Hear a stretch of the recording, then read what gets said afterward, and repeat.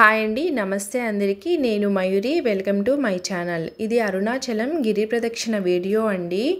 పౌర్ణమి రోజు మేము గిరి ప్రదక్షిణ చేస్తున్నాము. ముందు రోజు రాత్రి కూడా పౌర్ణమి ఉండటం చేత ఎక్కువ మంది భక్తులు రాత్రిపూటే గిరి ప్రదక్షిణ చేస్తారు. ఎందుకంటే ఎండ తాకిడి తక్కువగా ఉంటుంది, లేదా తెల్లవారుజామునైనా మొదలుపెట్టి ఎండ వచ్చే లోపలైనా పూర్తి చేస్తారండి.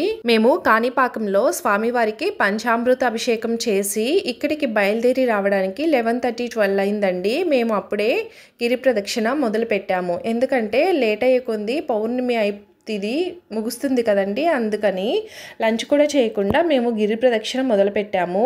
గిరి ప్రదక్షిణని చెప్పులు సాక్స్ లేకుండా చేద్దాం అనుకున్నామండి, కానీ మేము ఎండలో స్టార్ట్ చేయడం వల్ల మాకు కష్టంగా అనిపించింది. అందుకని సాక్స్ కూడా వేసుకున్నాము. పిల్లలు కూడా ఉన్నారు కదండి.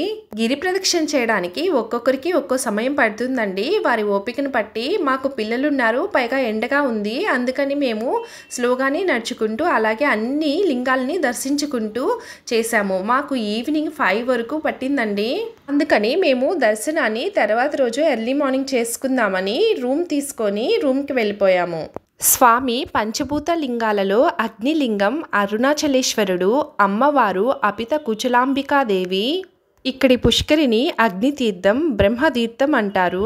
పౌర్ణమి తిథిలో గిరి ప్రదక్షిణకి వస్తే చాలా రష్గా ఉంటుందండి.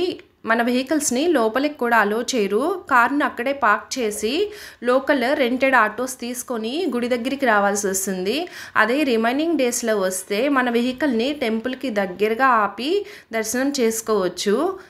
లేదా పౌర్ణమి గిరి ప్రదక్షిణకి రావాలనుకునే వాళ్ళు పౌర్ణమి తిథి మొదలవడానికి ముందే లోపలికి వస్తే వెహికల్స్ లోపలికి అలో చేస్తారు. గిరి ప్రదక్షిణ చాలా వరకు తార్ రోడ్డు పైనే ఉంటుందండి.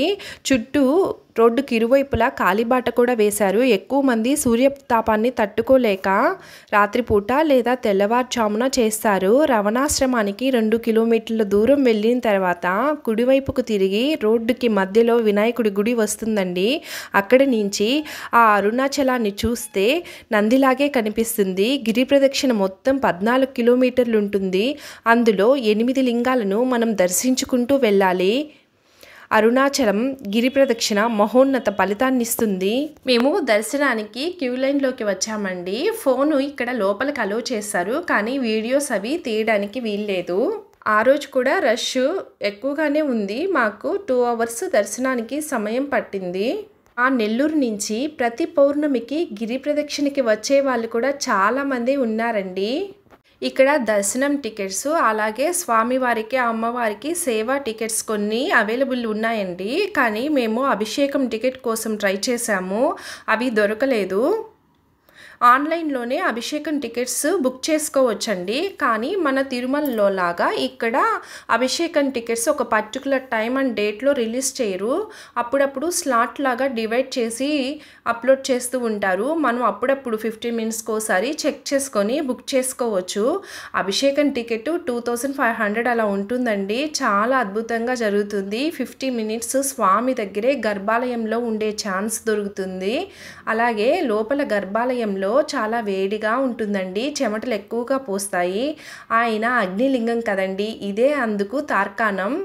బ్రహ్మ విష్ణువులలో ఎవరి గొప్పో తేల్చుకోవడానికి, వారిరువురిని పరీక్షించడానికి స్వామి తన తుది మొదలు కనుక్కోమని ఒక పెద్ద అగ్నిస్తంభంగా రూపొంది నా కథ మనం చిన్నప్పటి నుంచి వింటున్నాం కదండి. ఆ సంఘటన జరిగిన ప్రదేశం ఇక్కడే. అదే మనం ఇప్పుడు చూస్తున్న అరుణాచల పర్వతం. కాలక్రమంలో అదే అరుణాచల కొండగా అవతరించింది. అరుణాచలేశ్వర దేవాలయం శివాజ్ఞ చేత విశ్వకర్మచే నిర్మించబడిందని, దాని చుట్టూ అరుణమనేపురం నిర్మించబడిందని పురాణాలు చెప్తున్నాయి. ఇక్కడ జరగవలసిన పూజా విధానమంతా గౌతమి మహర్షి శివాజ్ఞ చేత ఏర్పాటు చేసినదని స్కంద పురాణంలోనే అంతర్గతమైన అరుణాచల మహత్యం మనకు తెలుపుతుంది.